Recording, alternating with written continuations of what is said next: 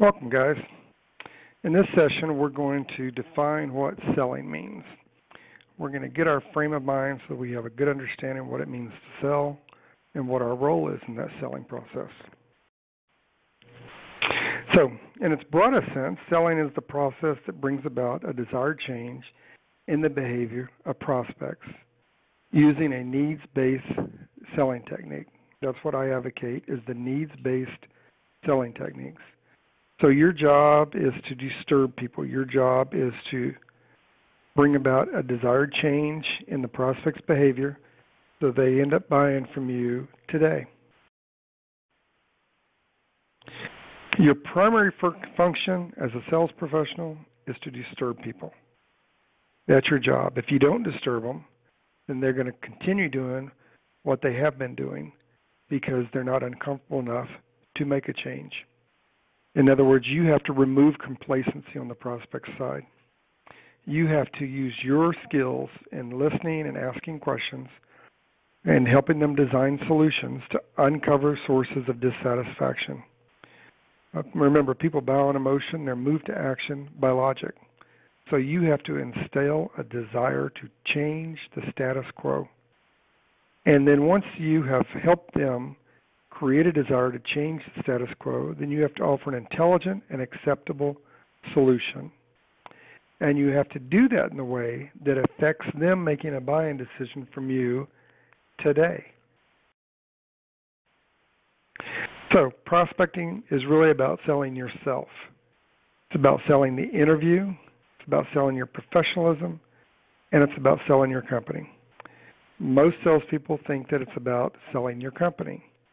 And the truth is, whether you're using the phone to schedule appointments or you're walking in a business or going door to door, you have to be the kind of person that someone is willing to take their time, energy, and resources with to sit down and allow you to come in their business or their home.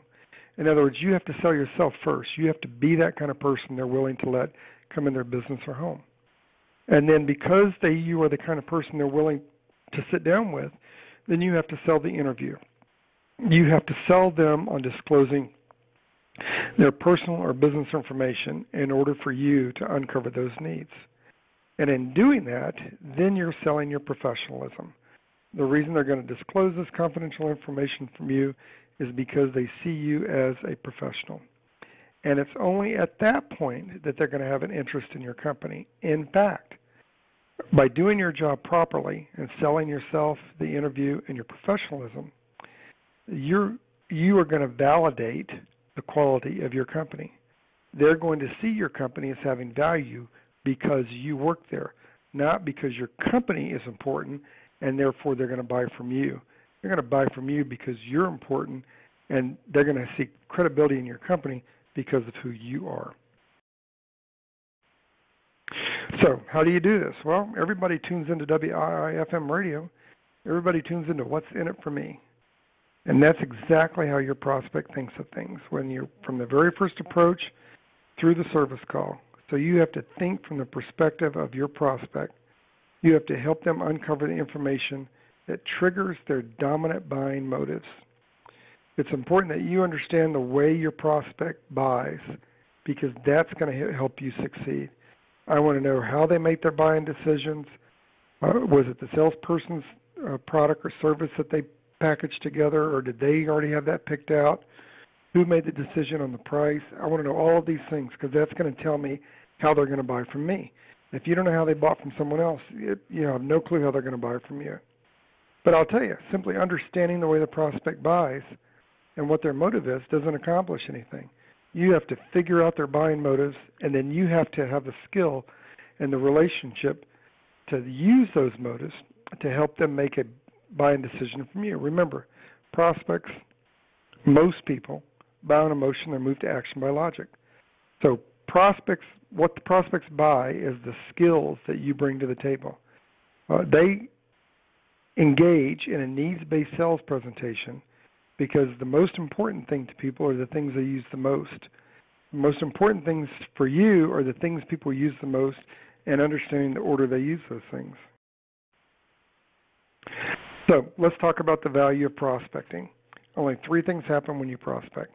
You either show an immediate profit, in other words, you make a sale. You show a loss, in other words, you didn't get a sale. Or you create what I call a deferred return, which is you get a referral, a callback, or a second appointment.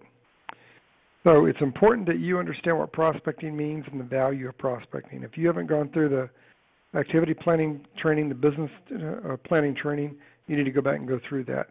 Because if you don't show a profit or you don't get a referral or a callback, then you've shown a loss. And you're not going to build a six-figure income and a seven-figure business without getting two of these three. It's important that you understand the value of prospecting so that you invest your time, energy, and resources in people that are going to help you build that six-figure income and that seven-figure business.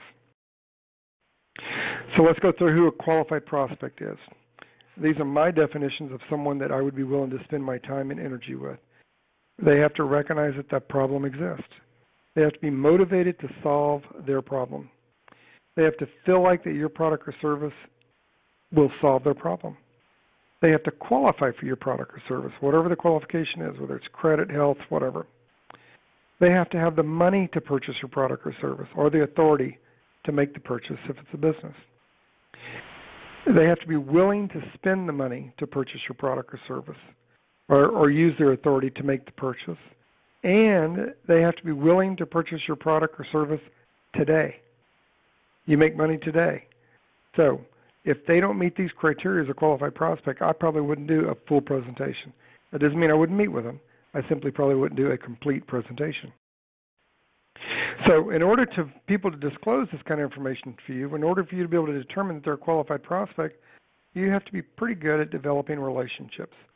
People will do business with someone that they like. You have to be the kind of person that's likable. And not everybody's going to be likable. I mean, you're not going to be everyone's cup of tea, and that's okay. That's why it's important to have an activity plan and know what your metrics are, know what your numbers are.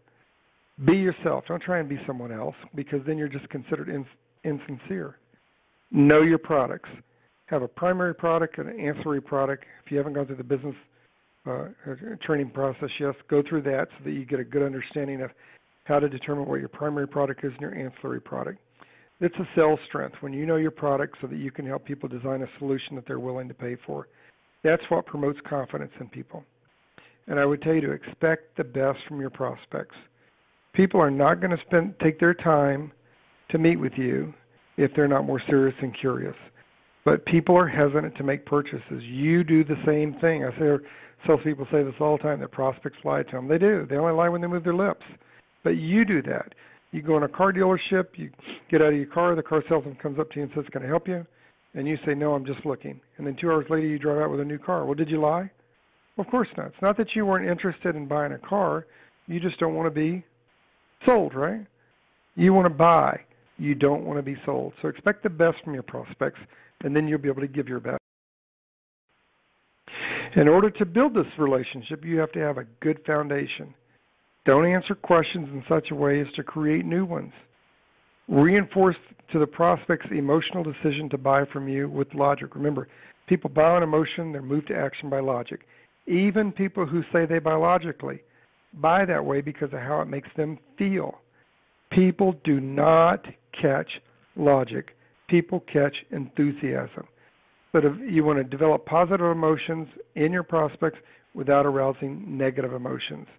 People's opinions and feelings are neither right or wrong. They're neither good nor bad. They simply are.